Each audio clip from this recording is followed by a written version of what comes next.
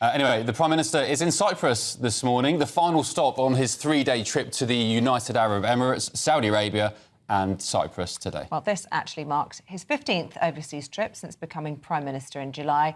But it's not just the Prime Minister, of course. Cabinet ministers and opposition MPs also have been pretty jet-set around the world. Yeah, they seem to like a jolly. To debate this now, we're joined by British anarchist Dr Lisa Mackenzie and the Director of Research at the Adam Smith Institute, Max Marlow. Good morning to you both. Lisa, we'll start with you. I think there was a stat a few weeks ago saying that the Prime Minister, Sir Keir Starmer, had taken the most overseas trip out of any Prime Minister in recent decades in the first 6 months or so of his tenure. Do you get the feeling he likes a jaunt abroad?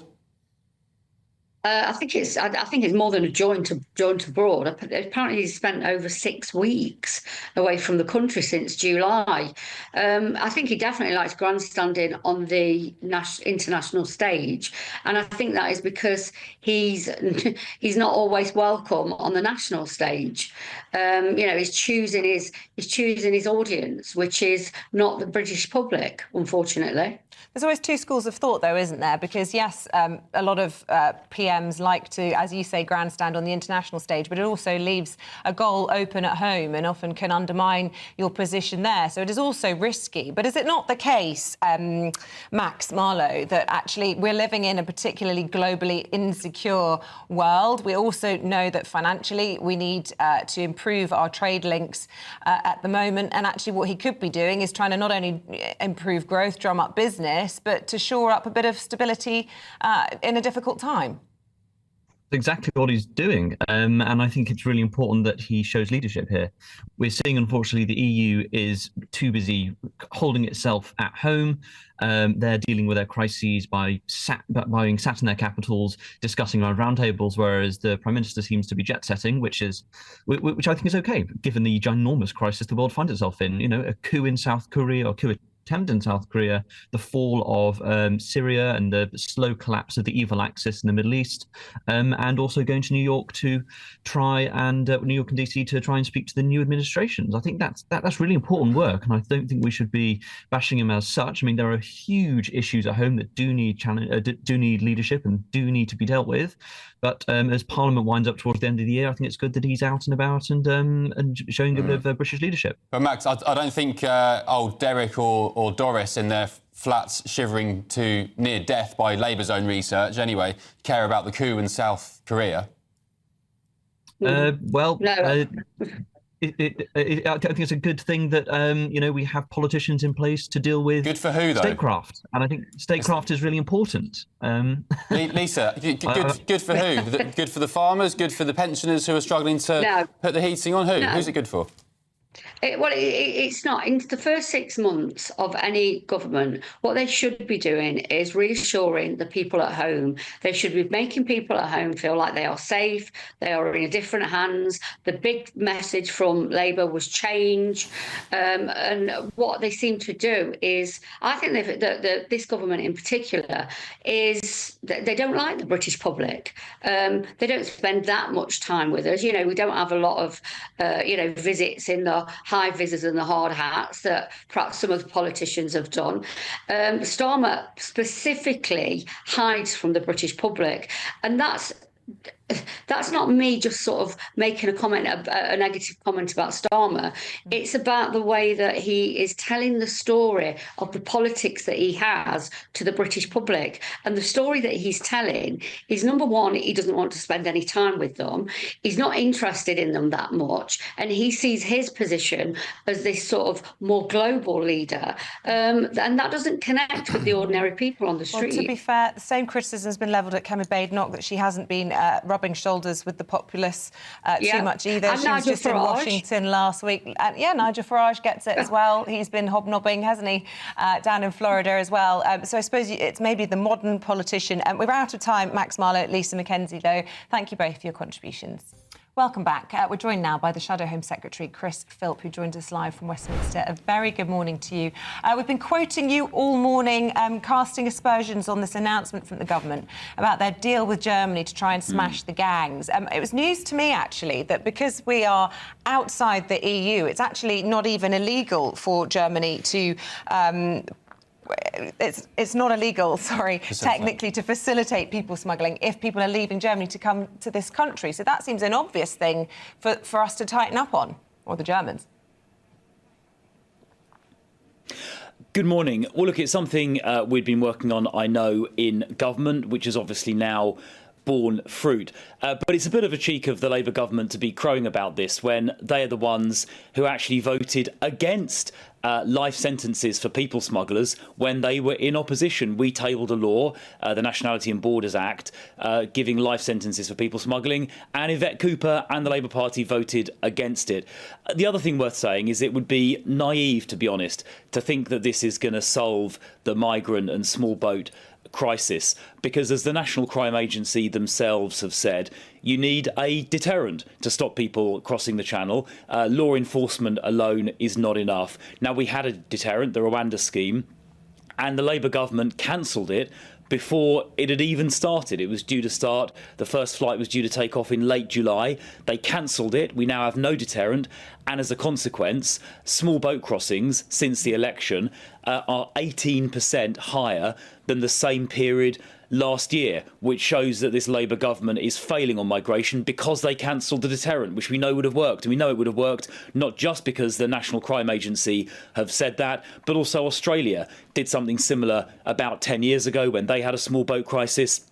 They ran a thing called Operation Sovereign Borders, which included removing people. In their case, it was an island called Nauru in the Pacific. It wasn't Rwanda, but the principle was the same. And it worked. The Australians stopped those small boats. But Labour, as I say, cancelled Rwanda before it even started, and small boats are up 18% as a result. I guess and this is not going to change that, I'm afraid. I guess the difference with Australia, Chris, is they intercepted boats in the water and put them into safe lifeboat-style vessels before sending them off. The difference here is we're welcoming people into the UK, and then your intention was, as in your government, was to then pack them off to Rwanda. Can I just clarify here? You said that this deal with Germany was first tabled or introduced under a Conservative government. Is that right? Well, it was under discussion. I mean, it was actually the issue has been one that's been around for a while, and this question has been discussed with the German government for some time. This is not a new thing which the Labour government suddenly noticed. It's been getting discussed for quite a while. And of course, if you read it carefully, the German government have said they intend to legislate to do this, which is obviously, welcome. But that's going to take them quite a long time to do. There's a German election coming up in a couple of months' time. And of course, the migrant crisis is happening today, and it's getting worse, up by 18%, as I said, year on year, because Labour scrapped the Rwanda deterrent before it even started. Well, except you could argue, given what you're just telling us there, that it was up for discussion, but your government failed to get it over the line, and that this is a win for Labour. And they'll point out that actually they have, in terms of illegal crossings, returned 9,400 people, including the largest number ever returned on one flight, and that asylum returns are up 50% in the last 12 months compared to the previous year. Just on the issue of the deterrent as well, because you talk about how the Rwanda scheme was there and would have worked. And yet, why is it, if you stand by that philosophy, is Cammy Bay not pursuing it anymore? Well, hang on. So 2 points. Firstly, on returns. So of those people they returned, only about, in the first 3 months of the Labour government, only about 500 of those returns related to small boats. And in that same 3-month period, well over 10,000 people crossed.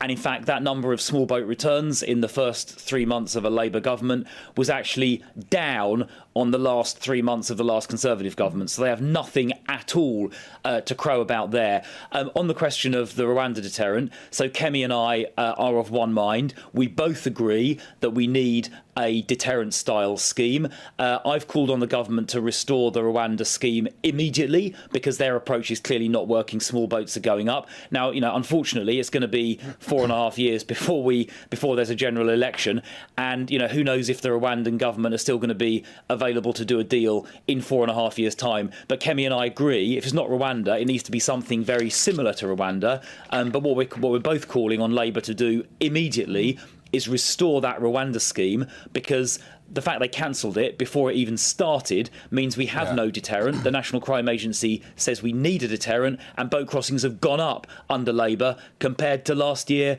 as a result. Yeah. Well, I don't think they're going to do that, Chris, are they? But in terms of the Conservatives' approach, why don't you just commit to doing what Australia did? You've mentioned it yourself this morning. Why can't we just do it? Why don't you be bold and take the big leap and commit to intercepting boats in the water safely, putting them into decent lifeboat vessels and sending them to an offshore processing site? Yeah, well, the difference, obviously, between Australia and here is between Calais and Dover, the territorial water is contiguous, it joins, whereas the Australians have like hundreds of miles of international waters where they can intercept, so the geography is different. But what the Australians did, I've studied Operation Sovereign Borders very carefully. It ran about 10 years ago when Australia had a similar problem. About 50,000, they called them IMAs, illegal maritime arrivals, were crossing from Indonesia towards Australia, and a critical part of Operation Sovereign Borders was removing the migrants in the boats to this island called Nauru.